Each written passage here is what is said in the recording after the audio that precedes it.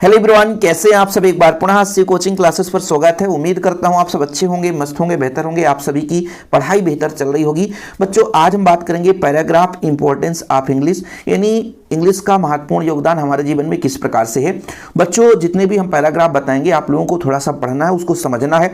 यदि उसका आप अर्थ समझ लेंगे तो आपसे याद भी हो जाएगा। यदि अर्थ नहीं बन रहा तो याद नहीं होगा। अब ये गारंटी तो नहीं है कि यही आएगा, लेकिन 4 से 5 पैराग्राफ हम आपको तैयार करवाएंगे जिससे आप लोग उससे पढ़ लेना बच्चों, और हो सकता है वही क्वेश्चन में आ जाए। बढ़िया आप लोग लिख देना। और जैसे ये 4-5 पैराग्राफ हमारे नोट्स में अवेलेबल है। जिन बच्चों ने नोट्स लिए तो अच्छी बात है, और नोट्स नहीं लिए तो नोट्स जरूर ले लेना। ओके बच्चों, चलिए शुरू करें। इंपॉर्टेंस ऑफ इंग्लिश, इंग्लिश का हमारे जीवन में किस प्रकार से महत्वपूर्ण योगदान है।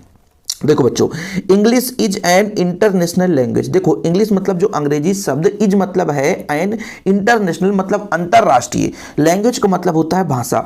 जो अंग्रेजी है बच्चों अंतरराष्ट्रीय भाषा है। And is spoken all over the world, और इसको जो है पूरे दुनिया में बोली जाती है बच्चों। यानी अंग्रेजी जो है, देखो ना पहला लाइन देखो, English is a international language, है ना, and is spoken all over the world. इसे पूरे दुनिया में बोला जाता है। मतलब आप अर्थ निकालो, एक एक शब्द के अर्थ निकालो, तभी आप समझ पाओगे कि इंग्लिश इज एन इंटरनेशनल यानी अंतरराष्ट्रीय है ना, अंतरराष्ट्रीय लैंग्वेज भी है, और इसे पूरे दुनिया में बोला जाता है। Since it is becoming more and more common in the world. बच्चों, यहां पर बताओ कि सिंस इट इज बिकमिंग मतलब होने जा रहा, more and more common in the world मतलब जो अंग्रेजी भाषा है, बिकमिंग मतलब होते जा रहा है, मोर एंड मोर ज्यादा से ज्यादा, कॉमन इन द वर्ल्ड मतलब दुनिया के लिए आम होती जा रही है ना। Since it is becoming more and more, होते जा रहा है, बिकमिंग मतलब होते जाना, मोर एंड मोर ज्यादा से ज्यादा, कॉमन मतलब आम, इन द वर्ल्ड यानी दुनिया के लिए जो अंग्रेजी भाषा है ये आम बात हो चुकी है। ठीक है, ये अब कोई कठिन शब्द नहीं है, कठिन वर्ड नहीं है, कठिन भाषा नहीं है, कठिन लैंग्वेज नहीं है। ये दुनिया के लिए आम भाषा होती जा रही है, आम लैंग्वेज होती जा रही है। People are dedicating time to study English as their second language. मतलब जो लोग हैं, पीपुल यानी लोग हैं, आर डेडिकेटिंग है ना बच्चों, डेडिकेटिंग है टाइम टू स्टडी, यानी डेडिकेट मतलब उसके प्रति लगन, है ना, study English in their second language मतलब लोगों का जो ध्यान है ना वो डेडिकेट हो रहा है पढ़ाई समय में इंग्लिश को सेकेंड लैंग्वेज के रूप में अपनाने के लिए। यानी लोग अंग्रेजी को अपनी दूसरी भाषा के रूप में सीखने के लिए समय समर्पित कर रहे हैं। डेडिकेटिंग टाइम, अपना जो समय है वो समर्पित कर रहे हैं। हम यहाँ पर एल समझ लिए थे बच्चों, इसलिए डेडिकेटिंग बोल दिए, डेडिकेटिंग टाइम है ना।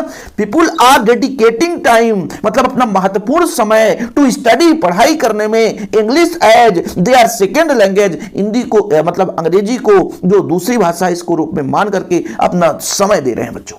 ठीक है, कोई दिक्कत कि पीपुल आर डेडिकेटिंग टाइम मतलब जो लोग हैं अपने महत्वपूर्ण समय को दे रहे हैं टू स्टडी पढ़ाई करने के लिए English as their second language दूसरे भाषा के रूप में। इन मनी कंट्रीज इज मतलब बहुत सारे देशों में, it is included in the school syllabus so that children learn this language at the young age. बताओ भाई, देखो बढ़िया है, एक नंबर है, इसको थोड़ा सा ऊपर करते हैं तब मजा आएगा। कि इट इज मेनी कंट्री मतलब बहुत से देश के, है ना, it is learn this language मतलब बहुत से देश में इसे सीखने के लिए इंक्लूड कर रहे हैं भाई। इट इज इंक्लूडेड इन यानी ऐड कर रहे हैं, जोड़ रहे हैं, इन स्कूल सिलेबस विद्यालय के सिलेबस में इंग्लिश भाषा को जोड़ रहे हैं।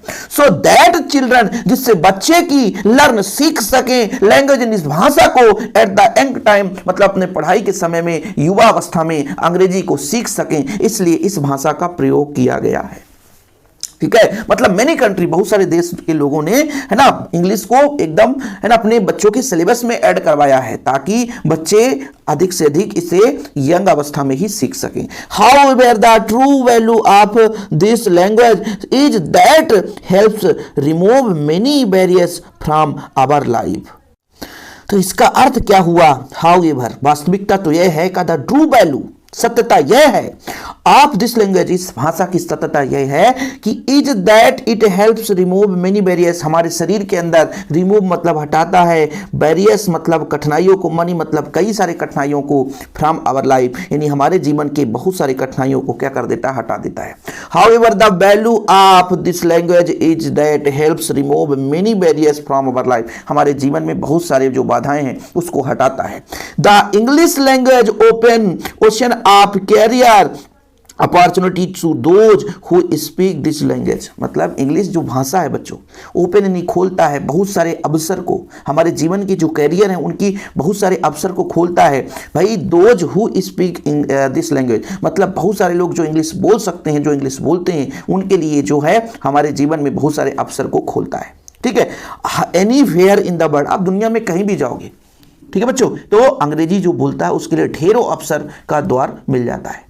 ठीक है, अंग्रेजी के बिना कोई भी कुछ भी नहीं हो सकता। ठीक, चलिए आगे देखो, without the knowledge of English, बिना इंग्लिश के ज्ञान के नो कंट्री कैन प्रोग्रेस, मतलब जो देश है वो प्रोग्रेस नहीं कर सकता बच्चों, किसी भी तरीके से प्रोग्रेस नहीं कर सकता है। इंडियंस आर कंपेन्स in information technology only because we are good in English.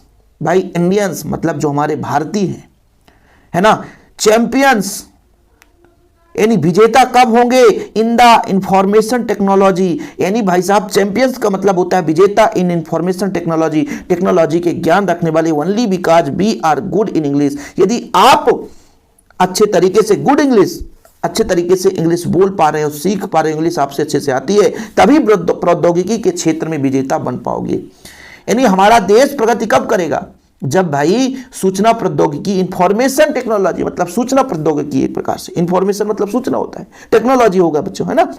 तो यहां पर नो कंट्री कैन प्रोग्रेस, देश विकास नहीं कर सकता। इंडियंस आर चैंपियंस, यानी हमारे जो भारतीय हैं चैंपियंस कब हो गए, इंफॉर्मेशन टेक्नोलॉजी सूचना औद्योगिकी में, जब only because we are good English, जब उनके पास मतलब इंग्लिश जो भाषा है वो बहुत अच्छा होगा। इंग्लिश हैज बिकम, है ना, storehouse of various knowledge ranging from social to political field, मतलब सोशल मतलब सामाजिक क्षेत्र में, पॉलिटिकल मतलब जो आपका बच्चों राजनीतिक क्षेत्र है, तो कहीं भी आप जाओगे वहाँ पे चाहे आप सामाजिक क्षेत्र की बात करें, चाहे आप राजनीतिक क्षेत्र की बात करें, सभी में इंग्लिश का महत्वपूर्ण योगदान है ना।